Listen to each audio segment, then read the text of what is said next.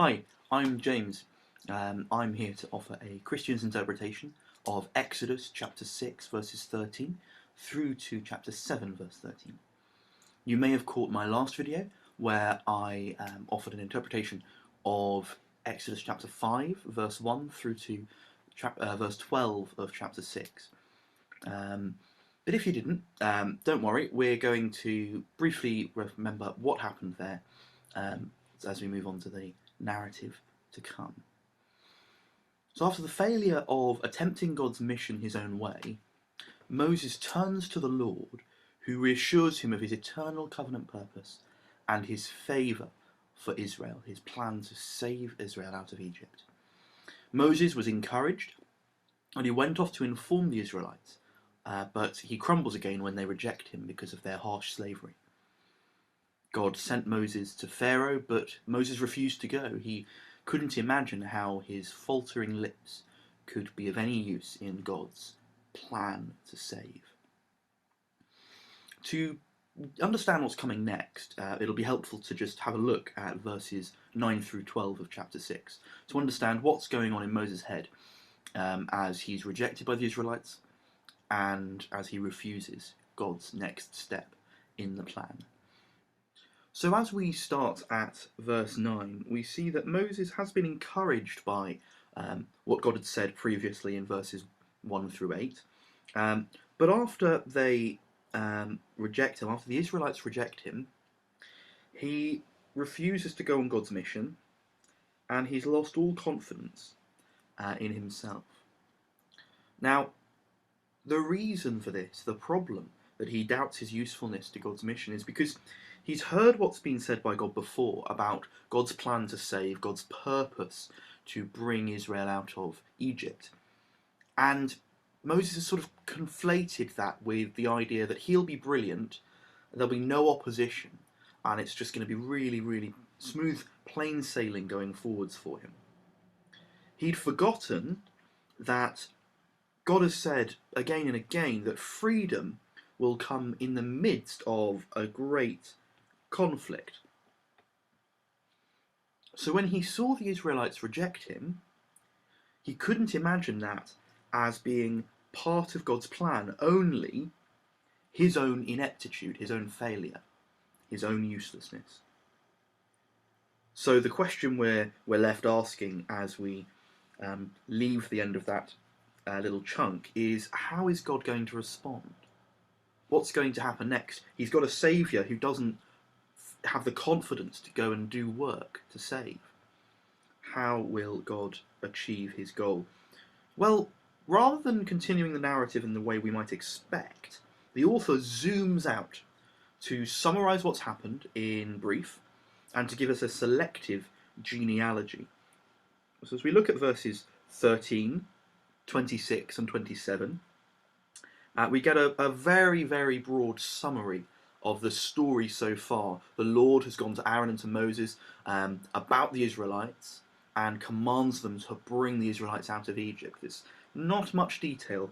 This is just the broadest strokes, and we get that sort of twice. And in the middle, bookended by this summary, is the genealogy. Now, that serves to make this its own chunk, its own section. And the reason this genealogy is selective is because of the 12 sons that Jacob had, that was Joseph's father, you've got Reuben is the first son, Simeon's the second son, and Levi's the third. Only the first 3 sons are mentioned. And 1 and 2 are only mentioned to get at number 3, Levi, because we focus on Levi for the rest of this genealogy, this line. We get his sons there, and then we drill into Kohath, so we get those there, and then we get Amram, Izhar, we don't get Hebron, and we get Uzziel, and their sons are listed there. Now the reason for this is to drill into, to really focus in on Aaron and Moses. It's planting them in the middle of this family tree and seeing how everything works around them. And what that does is that serves to really emphasise that this section is telling us something about these two guys. Moses and Aaron are the focus here for some reason. And we get a sense of that more so as we look at how it goes on. It continues to talk about Aaron, so we get his sons. And then we get, at the bottom here, Eleazar, which is Aaron's third son, all the way down to Phinehas, his grandson. So this is emphasizing Moses and Aaron in particular, for some reason. It's not a comprehensive genealogy, though, because we don't get Moses' sons mentioned. They were mentioned in chapter 2, but they're not mentioned here. Rather, the author has chosen to focus on their lineage in a general sense, and to fill in some of the blanks on Aaron's family. It's notable indeed that of the 2 women mentioned in this heads of family list, among the heads of family, the 2 women that are mentioned are Jochebed, his mother, Aaron's mother, and Elisheba, Aaron's wife. So it's really focusing in on Aaron and Moses and giving us a bit about Aaron in particular. This serves to make Aaron and Moses stand out in the bracket, as I said. And indeed, it seems that God's call of Aaron and Moses in verse 26 is emphatically expressed. It's focused on by the author. It was this Aaron and Moses to whom the Lord said, "Bring the Israelites out of the division." They were the ones who spoke to Pharaoh, king of Egypt, about bringing the Israelites out of Egypt. This same Moses and Aaron. There's something about placing them in their family line. Now, these genealogies can feel strange at best, and arduous and confusing at worst. But just as we don't accidentally drop a shopping list in the middle of a job application or a tax return, when a genealogy appears, particularly slap bang in the middle of a narrative interrupting it like it does here, the author is giving it to us for a particular purpose. Perhaps he seeks to remind the reader of Moses and Aaron's earthly human origins, just as Moses is struggling in the narrative with his seeming ineptitude for the divine task at hand. Perhaps also this serves to introduce Aaron a little bit better as his role becomes more developed in the coming chapters. Verses 28 and 29 drop us straight back into the narrative, with God telling Moses to go and see Pharaoh, but Pharaoh refusing to go on this mission. Now we know that this isn't sort of a repeat of chapters 3 and 4, because Moses and the Lord are speaking in Egypt. So we've been slapped back into verses 11 and 12 of chapter 6. The Lord has told Moses to go off to Pharaoh, and he's crumbled yet again. He refuses to go. So the question we're left asking is, what's God going to do? How is he going to respond? Buck up, there's nothing wrong. Maybe perform a bit of magic, make Moses the best speaker in all of the land. Maybe in a stereotypical Old Testament sort of sense, cast down fire on Moses and burn him alive for having defied God. Or perhaps, as I might do, shove him aside and say, "I'll do it myself." But that's not what God does. Do you see? In verses 1 and 2, God comforts Moses. He says to him, "Where you see faltering lips, Pharaoh will see God." He doesn't offer to fix anything. He just says, it's going to be okay, you just need to trust me. The issue isn't whether Moses is suitable or well equipped for the task at hand, it's whether he'll trust God in the midst of what looks like failure. He offers Aaron up as a prophet, a development on his role from earlier in the book of Exodus. And then we get a list of the way that God is going to work, an emphasis on how God is going to move in the mission ahead. He says, "I will command everything you're going to say. I will harden Pharaoh's heart. I will multiply signs and miracles. I will lay my hand on Egypt with acts of judgment. I will bring out my people, the Israelites." God reminds Moses that this is God's mission that he's on, and that God will achieve his ends.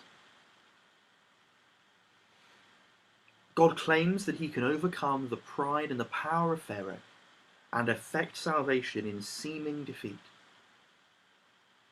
God has chosen to display his power against insurmountable odds among weakness and failure. If Moses doesn't see God's intent in these things, if Moses doesn't see God's intent in these things, I will harden,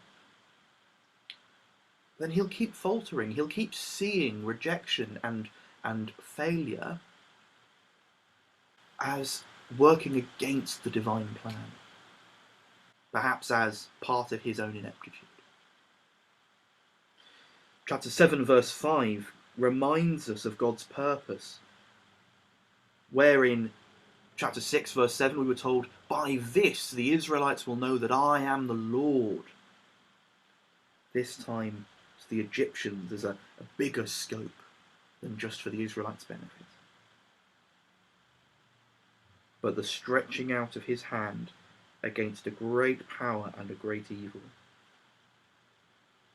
is how God has chosen in this mission to be known. Now this fundamentally changes Moses' outlook. In 6 we see that from then Moses and Aaron did just as the Lord commanded them. Moses now trusts and follows the Lord, and as we'll see in the coming chapters and right to the end of Deuteronomy, apart from one moment, Moses follows and trusts the Lord out of Egypt, into the wilderness, and eventually to the edge of the promised land. His and Aaron's confidence is no longer in themselves, but in the God who is working in seeming defeat. Next, we get a dry run of what God has just said. Go and speak to Pharaoh. He will oppose you. Miracles will be undertaken, but it'll look like failure. Even though Aaron's staff eats the staffs of the magicians, Pharaoh's heart becomes hard, and he would not listen. This looks like mission failed. But the end of verse 13 reminds us of something important. This is just as the Lord had said. We were told in the last section that God was going to harden Pharaoh's heart. This is not surprising, this is not against the plan, this is part of God's plan. And something is conspicuously absent. Moses and Aaron trust in defeat. They don't break down. They don't run away in fear. They know that God works in weakness and seeming failure. This theme permeates the narrative.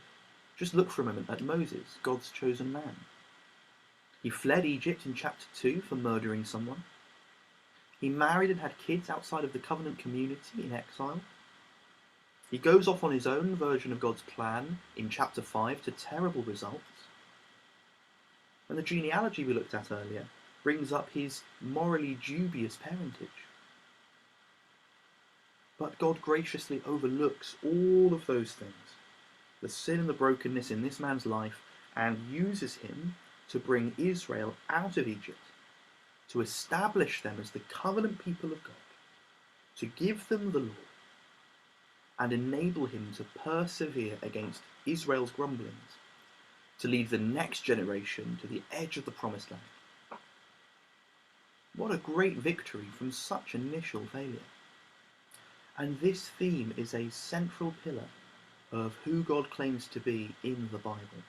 We need only to look to the central moment of the gospel, Jesus' death for sinners, to see defeat planned and purposed by God to achieve victory, which is evidenced in the resurrection.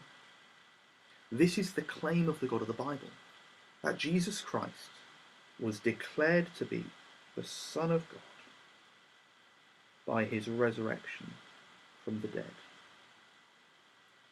what we've seen here in this section of Exodus is a microcosmic pattern of what we'll see in the plagues to come, and is indicative of the way that God works throughout the whole Bible. Next time, we'll have a look at the first plague to see something of that pattern and how the narrative develops further. Well, thank you so much for watching this video. I hope that you found it helpful and interesting. If you have any questions, then do please feel free to drop me a message, or if you've got some suggestions, I'd love to hear those too. If you would like to watch the previous video and you haven't, you can find that. I put a link in the description for you. I look forward to looking at the next section with you very soon.